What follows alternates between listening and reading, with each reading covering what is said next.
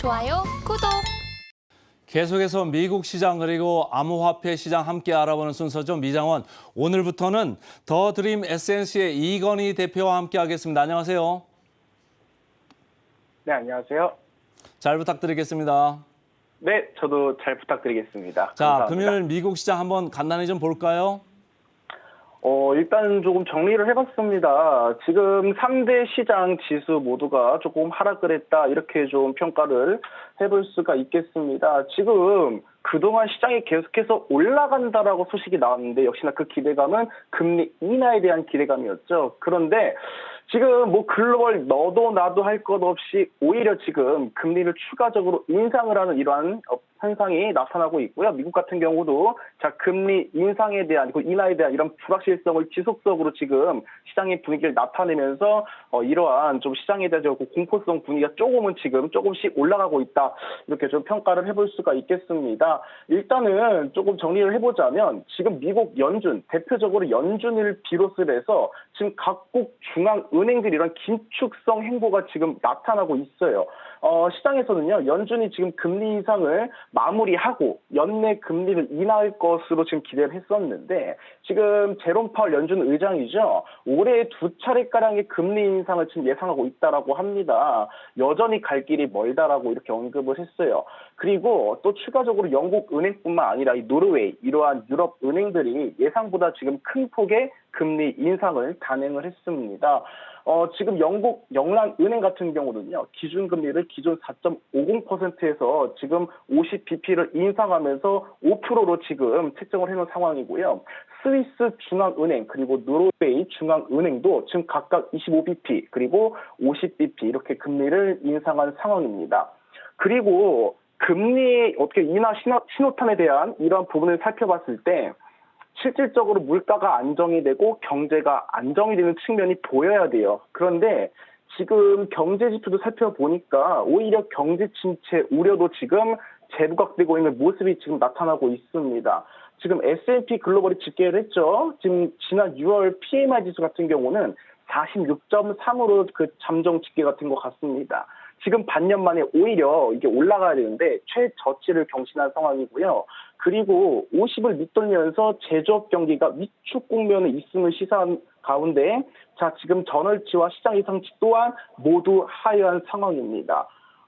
유로존 같은 경우도 지금 제조업 그 PMI 지수 자체가 계속해서 시장을 밑돌고 있는 상황이 나타나고 있어요. 그래서 미국 시장 같은 경우는 우리가 현재 상황을 좀 정리를 해보자면, 반도체 지금 대표적으로 엔비디아 계속 올라가고 있죠. 이 북은 지금 지수 하락된 측면, 차익 실현 물량 출현 예상이 되고, 그리고 파월의 피드 의장, 이 추가 금리 인상을 재확인했다라는 점, 그리고 글로벌 중앙은행은 계속해서 금리를 올리고 있다. 그래서 우리가 금리 인하를 할 것이냐에 대한 이런 기대감으로 올라갈 시장에 대해서는 지금 관점에서는 공격적인 부분보다는 보수적으로 조금 약간 관점으로 살펴볼 필요가 있다라고 의견을 드릴 수가 있겠습니다. 방금 필라델피아 반도체 지수 말씀하셨습니다만, 사실은 엔비디아, 애플 계속 쭉쭉쭉쭉 올라가고 있는데 반도체 관련 지수가 먼저 좀 꺾여서 내려오는 감이 있었거든요.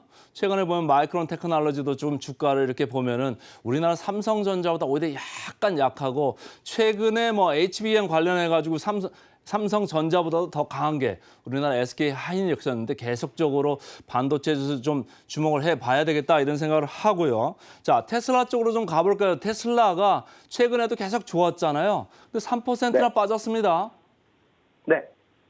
한번 살펴볼게요. 그런데 우리가 좀 살펴봐야 될 게 있습니다. 테슬라 같은 경우는 실질적으로 이 미래 성장성에 대한 기대감으로 주가가 상당히 많이 올라갔어요.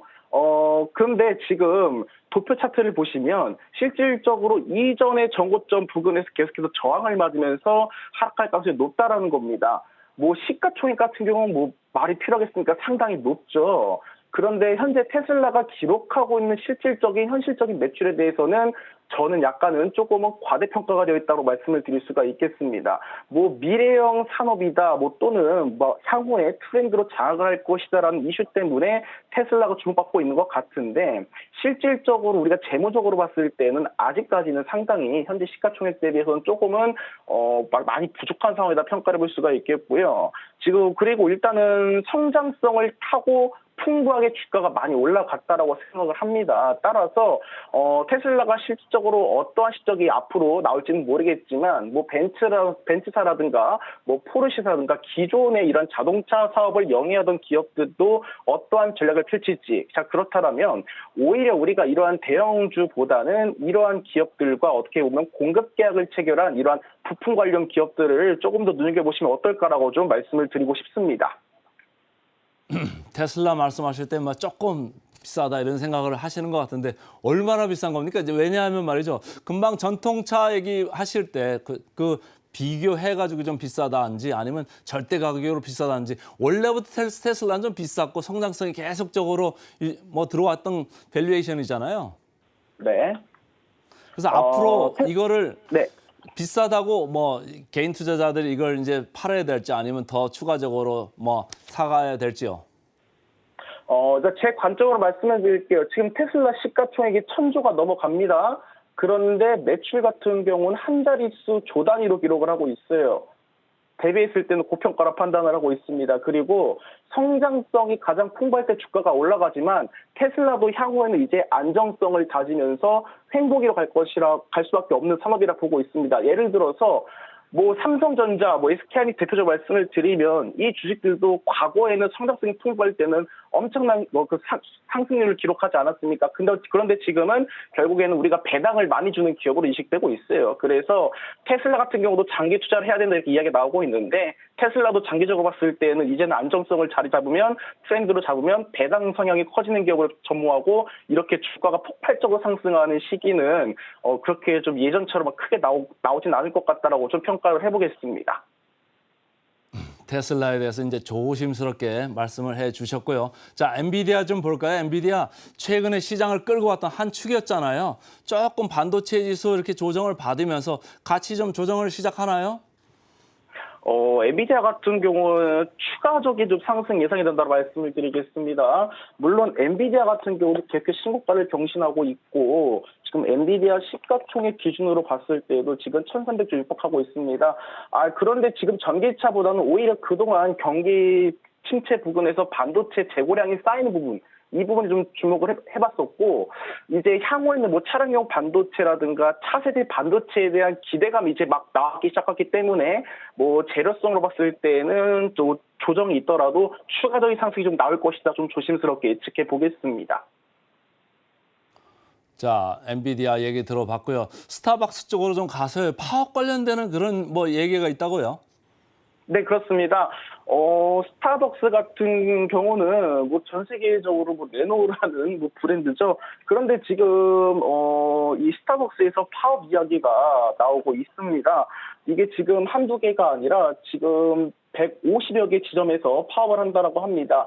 지금 성소수자 기념 이런 불화에 따른 소식이 나오면서 스타벅스 직원 3,000명이 지금 매주 파업에 예정되어 있다. 뭐 이런 소식이 나오면서 주가가 좀 조정이 나온 것 같습니다.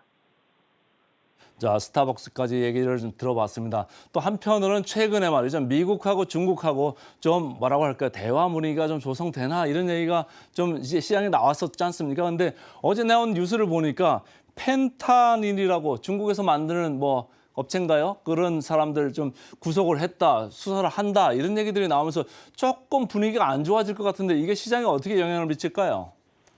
일단은 미국과 중국이 이러한 우리가 화해적인 스탠스에 있던 부분에 대해서는 미국뿐만 아니라 유럽의 기업들이 미국과 중국의 이런 갈등 속에서 특정 국가에 대한 이러한 정책을 미는 게 아니라 중국도 워낙 생산성과 수요성이 풍부하기 때문에 동시에 노리고 있습니다. 그래서 이 기업들에 대한 이러한 정책에 따라서 기업들을 약간 어떻게 보면 이런 거래적인 측면에서 보여주기 위한 이러한 부분이라 볼 수가 있겠고요. 하지만 지금 미국과 중국의 관계에서는 결국에는 패권 싸움이 계속해서 지속되고 있습니다.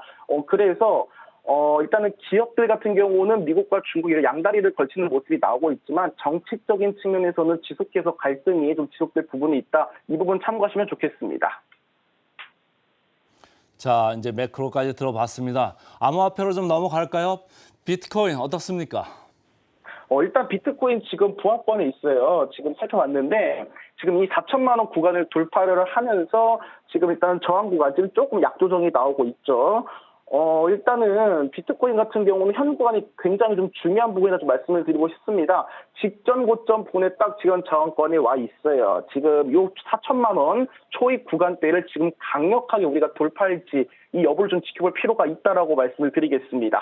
그리고 추가적으로 비트코인이 지금 상승함에 따라서 알트코인들이 지금 순환 상승이 나오고 있어요. 그래서 지금 에이브랑 뭐 카바 같은 이런 알트코인 지금 급등이 나오고 있는데 비트코인이 이 구간 4천만 원 초입 구간을 강력하게 돌파할 여부를 주목할 부분 첫 번째로 말씀을 드리겠고 두 번째는 비트코인이 여기서 이 직전 고점을 강력하게 돌파하면서 추가적인 상승이 나온다 한다면 알트코인에 대한 이런 순환 급등도 우리가 예상을 해볼 수가 있겠다. 이렇게 좀 말씀을 드리겠습니다. 비트코인이 뭐 25,000불 깨나 싶더니 어느덧 이제 3만 불 정도 와 있잖아요. 앞으로 좀 어떻게 봐야 될까요? 일단은 주식 일전에도 그랬습니다. 우리가 팬데믹 이후에 이제 2021년 초입 구간 비트코인 불장이라고 그러죠. 그 구간으로 돌아갔을 때에도 주식시장이 한창 우리나라 기준으로 삼성전자 막 8만 원 간다, 10만 원 간다 이런 이슈가 굉장히 많이 나왔었고 테슬라도 신고가를 결국 돌파할 때 큰 조정이 나온 적이 있습니다. 이때 치고 올라간 게 비트코인이었어요. 그런데 지금 딱 시장 분위기도 약간 그때와 비슷한 것 같습니다. 지금 테슬라가 계속해서 최고가를 경신하고 신고가를 올라가고 있고 엔비디아가 최고가 경신하고 있고 주식시장이 가장 활발하면서 금리 인상 소식에 조정이 나올 것 같은 비트코인이 어떻게 보면 상승이 나왔거든요.